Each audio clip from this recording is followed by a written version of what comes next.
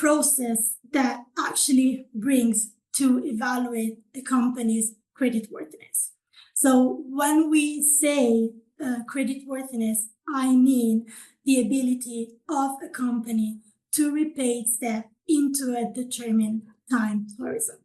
So, for instance, imagine of yourself as a relationship manager or a credit analyst of a bank that has to consider whether to extend a loan to a new company he doesn't know much about. Well, obviously, the first thing you really want to understand and know is to ensure that this company has the financial stability and future prospect to repay the loan. To do this, there are some key analyses that are both qualitative and quantitative that must be taken. And they should be combined together so that the analysis doesn't end with itself, but it can actually help to take a reasoned decision and an informed lending decision. So one of the first steps an analyst should actually focus on is understanding and evaluate the credibility of the management team, the leadership. Who is running the company? Why are they running it? What's their background? What's their credibility? And who are the shareholders? So why is this important? Well, this is important because, it's more likely that a company with a strong leadership team can actually run a company and help the company going out a difficult period or even a crisis period, rather than a company with, a lower management profile. Like, a startup with, very young managers with little experience. So you want to consider all of this in your analysis. And this is one of the first qualitative, very important analysis that you have to take.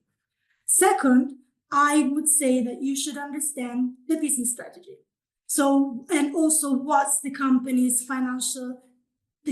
position in the market. What's their operational efficiency? So, for example, if a company is aggressively expanding in the market, going and discovering new segment, launching new products, well, you understand that this obviously can affect the company structure and its financial health. And so it's very important for an analyst to understand this, because think about this example.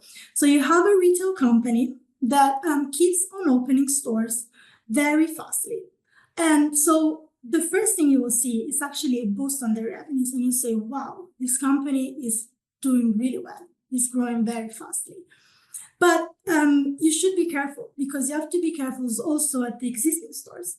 So a company can't rely just on the newness factor.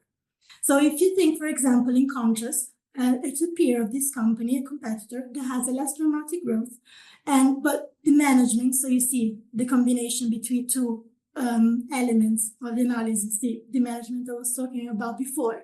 Well, say that this company has a slower growth, focuses on these existing stores, it improves them, it invests in them. Well, guess what?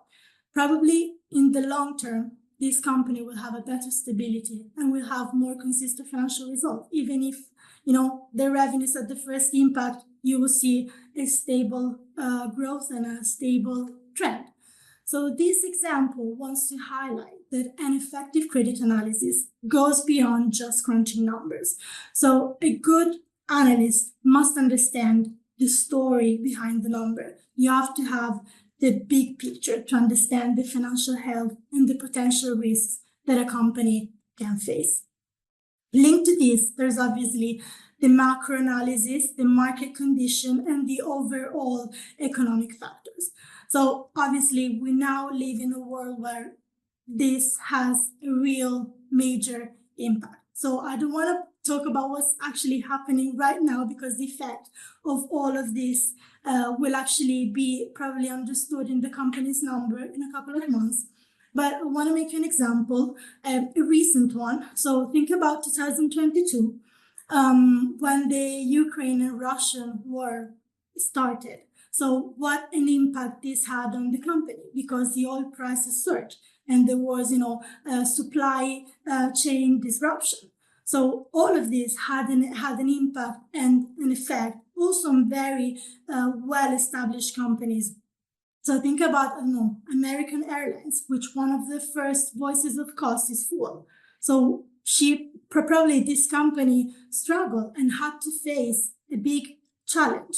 Or think about even COVID, retailers, like big retail chain companies like, I don't know, Zara, Macy's. So when all the shop had to close down and, the consumer behavior changed, well, they actually had to face very quickly, a new business strategy, and they had to consider all the macro sector around them.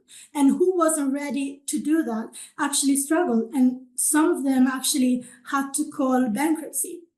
So this is how much all these factors can impact a company structure.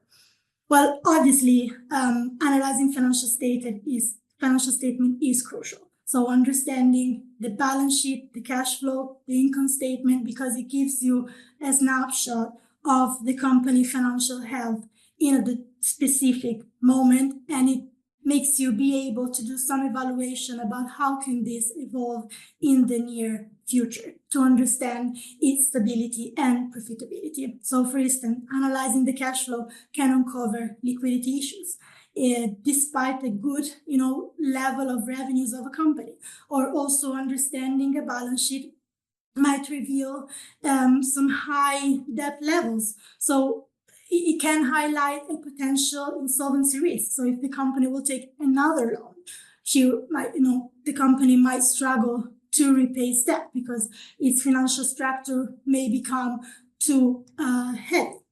So all of this analysis I'm talking about will actually bring us to the purpose of this analysis, which actually is, assessing the risks that can impact the ability of repaying the debts, or it can help, making informed investment decision. It can set appropriate credit limits. It can help support strategic planning.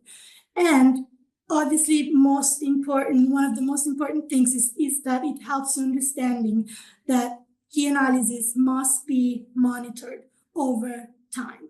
It doesn't end with the first screening. You have to keep on monitor because everything, as you can understand, can change very, very fastly.